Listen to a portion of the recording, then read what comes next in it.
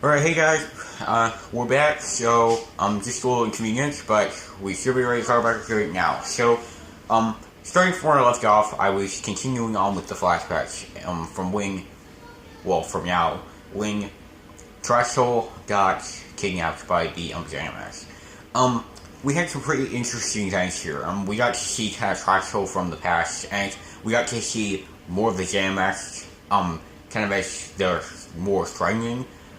But we still got to see where automatically they weren't just instantly going to delve into, at least Advantage. The rest of them seemed pretty open to just being Drexel.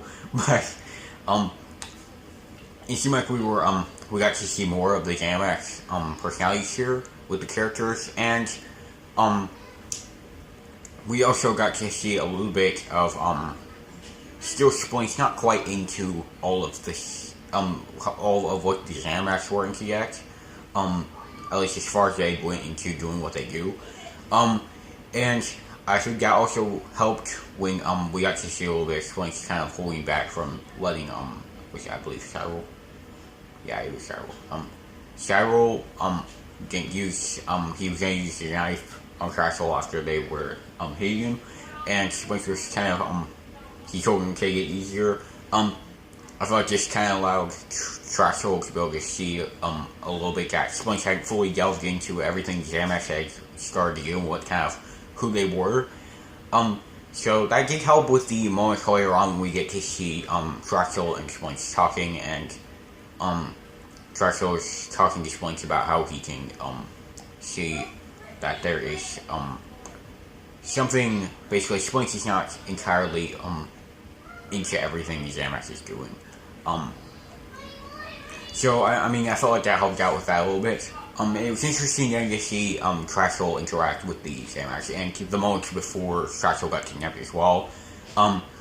Seeing the, beginning of the start of the kidnapping and the whole story of the flashbacks, I thought was pretty interesting to get to see, and get to see Trashel, and the Xanax, interact for the first time in the past.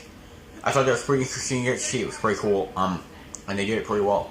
I think that as I said, we got to see all of the Xanax personalities again, and yeah, it was a pretty interesting scene for them kind of negotiating, talking about that they wanted Trashel's project, and that Trashel was kind of against it, but either way, the Xanax was getting what they wanted. That was pretty cool. But, yeah, I also, one more mention was, I liked the fact that they used, Kaiser as a, way to threaten Trashel, so he kind of, because, at first there wasn't a whole lot of ways that, that would kind of motivate Trashel to want to give it to him, in a real need, because he was we got to see where he was kind of withholding from it, and I felt like bringing Kaiser into the situation kind of just narrowed it down, and I felt like that handle got pretty well with making Kaiser kind of the threat to Trashel, not bringing the project. So, yeah, as I said, it was interesting to see them come together, and I liked how that was done. So, moving on to from after, as I said, we got to see Trashel and Splink talk, and we got a really good interaction between the characters here. We got to see kind of a little bit from both sides. Splink talking to Trashel, kind of basically, he didn't really, they didn't know each other at this time, and Splink was kind of just, didn't believe that Trashel was really understanding anything, that he'd been in, and, Trashel was basically, trying to, understand or negotiate with things that he said. So, with things he's seen as well, previously to, their talk. But it was really interesting to see this, because this was the first time the two characters had come to talk to each other in the flashbacks, and so it was pretty interesting. We got a lot of good moments between the characters, and it was nice to see them come together for the first time in the episode. Yeah, it was pretty cool getting to see them in the first time in the flashbacks, and we got some really good moments on that, with them talking, and some really good writing in there. So, I thought that was, pretty good. What do you think about the first time Splink and Trashel talk? Yeah, I thought it turned out pretty good. I think it kind of lived up to what I'd hoped for. Yeah, honestly, I think that it kind of lived up to what I hoped for. I was trying to think if there was anything I didn't care for about it, but honestly, I think that they did pretty well with it. Yeah. I think the two actors also did a pretty good job at their performances during that scene, and yeah, I thought they worked really well. Yeah, I agree. I think that was the actors and the writing, everything, the writers, the actors, they all handled that scene really well. For the first time, they were kind of talking in the flashbacks and kind of getting to know each other. So just moving on from everything else, that's everything else in the flashbacks aside for when the Zenimax decide to try to go and breaking the Light Wars with Tractor's project. And it malfunctioned, so Splinch and basically Tractor was trying to reason with Splinch, telling him that it was supposed that this was a chance he had, and we got to see Splinch actually give over to it because we know he hadn't fully become what the Zenimax were, where they wouldn't really care. So we got to see Splinch and Splinch set Tractor free, and they both went to go try to stop it from happening, from basically the project completely causing the ability to explode. And this was pretty interesting to see because we got to split between the gals at Lightworks, so we knew what was going on at the time, who was there, and we got to see the Zenimax with them trying to get in and take the technology still, even with the project malfunctioning, which they realized they knew what happened. And we got to see Splinch and Tractor trying to stop it. So, I mean, although they weren't trying to stop it out in the open with the Zenimax being able to see, because Splinch didn't want them to know that he was doing it. But I mean, we got a lot of switch between there, so we kind of got to give everything that was going on, and it was an interesting climax to the flashbacks, because we got to. It was when Triceful got to see a little more, like he actually realized, or at least got to see that Splinch wasn't entirely delved into how the Zenimax were and what they were doing, and that partly, I think, what brought Trexel to basically realize more after that Splinch would be able to be the one who was standing against them, because he realized that he wasn't fully into it. And yeah, it was pretty interesting trying to get to, seeing the scenes of Splinch and Trexel and Splinch and Trexel trying to stop the explosions happening and getting to see kind of where the Zenimax were going.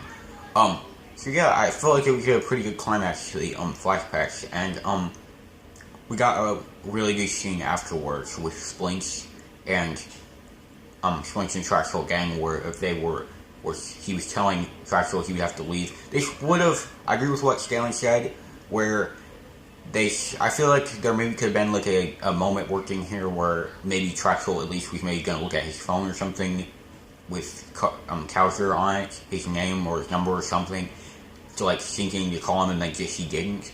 I felt like that would have worked. That was Trek Ironson's part. Oh. Yeah. So I feel like the moment could work in though with Trek Ironson. I feel like he probably could have worked that in there, and that would make it better. Don't get me wrong, it was still good. We got a really good talk moment right there between Splinch and Trexel. Basically, Trexel realizing and telling Splinch that he could be the one who could get out of it and be the one to stop the Zenimax from doing any more harm to the city. And Splinch kind of taking in that realization. So, we got a really good moment between the two characters. And, yeah, so, it's pretty good if Trek Ironson could have worked in that little moment right there. Just to kind of make things even better. That would have been good, but, I guess maybe we can see if anything will happen with that in the future on Turbocharger's side. I don't know. But, I'm pretty sure Stan will be reporting it in his reviews if it does. So, anyways, all in all, I think, we get it.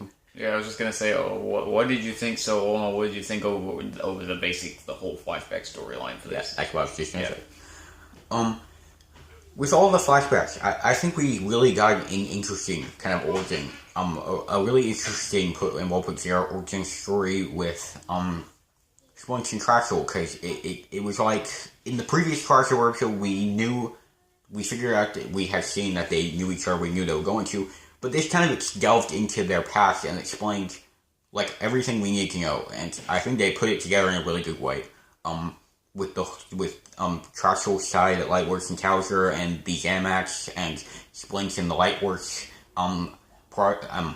plan. I think it was really interesting. I liked how they put it together, and they did a good job with the flashbacks we got for Contractual and Splints. I think it was just what we were looking for. It really fit this Spinblast tone. Yeah, I was actually gonna say that just a second ago myself. Yeah, the flashbacks, they kept to the Spinblast tone, so, yeah. I was really happy with what we got with the flashbacks with Splints and Contractual. I feel like it kept up with, everything else we had gotten from the, flashbacks in the series. So, anyways, this brings me to the final, the main final part of the review, which is the, games with Ragnar and Splints trying to save Axel when Contractual, Research comes to help him. We got this whole thing. We got a really good thing right here. It was something we hadn't seen in the show yet, and I really felt like what it was with the games with Ragnar. One, I think Ragnar was really the right choice for this. Like at first I thought it was kind of just gonna be where he was kind of the overseer, and then they battled him at the end, and he wasn't really gonna feel like a part of it entirely, but he kind of felt like the game felt like a part of him, and like they were like, it just really connected with him, his character as a villain, and I feel like it really, after seeing this episode, it really made him the right choice, just with how he acts and the kind of villain he is, especially the last game. I felt like it all just really worked with him, and every time he came up on the screens to tell Splinter what he was going to have to do and stuff, he fit the right exact tones, and he made each game as threatening as it should be. So, yeah, I think he was really the right choice for the villain in this. And to mention something, the scenes we got with him talking to Axel were really good too. It really showed off his, insanity, and it really made you have more of his personality and kind of what was to come with him. And he kept up with his character from the last episode we got. So, yeah, I was really, happy to see, how well they handled Ragnar and how well, the actor handled the character. I think he was the right choice for this crossover episode. He made a good choice. So, as I said though, with the games were really interesting. After, Splints realized he was gonna have to bring in Killer Jerks, we got, both the characters trying to work together, and basically, Splints had to go through him because that's what Ragnar wanted. He didn't want him cheating, obviously. So, we got the interesting, each game is its own interesting way of Splints having to try to go through it while Contractual was trying to figure out what could stop it. And so it took a lot of endurance and, speed which I think was really, fitting to both the characters. Splints is having to go through the endurance, and Contractual with having to be quick, because that's what Contractual does, and Splints having to endure through everything that's happened in the show. So, I don't know, just thinking about that a little bit, it really fit the characters well and just what they had to do, their positions in the games. And, yeah, I think that was pretty cool on how that worked. So, whether it was on purpose or not. But yeah, and, each of the ways that they had to get through it and such it was so intense. It was intense scenes. The scenes for the games were all intense. The blaze, tunnel, the dark hallway, strange hallway, just the poison hallway, so put it in words. The poison strange hallway, and the one, just that, now, I'm just gonna go ahead and talk about this one now that I'm on to it again. The last one we got, where it basically had Ragnar's, kind of, what we could call his things that cause him to hallucinate or like see the visions. Yeah, I don't know the thick one. Well, I don't think they've given him a name. Yeah, well, okay. I'll just say Regna's weapons. The kind of the systems he had put up that were a really good, well done scene right there with the actors, with the writing, everything that was in it. It got really well done. I mean, we got a little bit of what Trashel was afraid of, and we got Splint, who was, we basically saw that the outcomes of what would happen, and in the show really with would link to Vertide getting what he wanted, not in specific getting a Porsche or anything, but in basically him getting what he wanted in revenge as just getting at Splint. And it was really interesting getting to see exactly what he was afraid of, from the what Regna made him see, and Regna being a part of it made it like really a lot more intense. It made the whole scene a lot more intense, and I felt like we just got a lot of really good moments right there.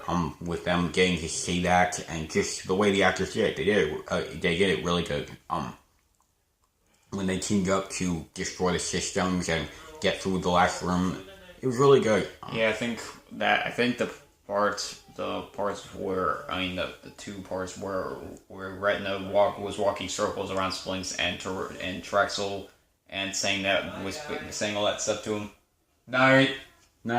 Okay, sorry about that. The moment where he was walking basically circles around them. Yeah. And I thought that was one of the best scenes. I was gonna say, I think that was one of my favorite moments in it with Renya and just in this period, because it was just a really good scene. I mean, I'm not sure how to describe it. It was really good for the villain and for everything that was going on and them having to push through it. That was a really good moment right there, that they did. And I think that really worked for the episode, especially to the ending, kind of the conclusion to the last game.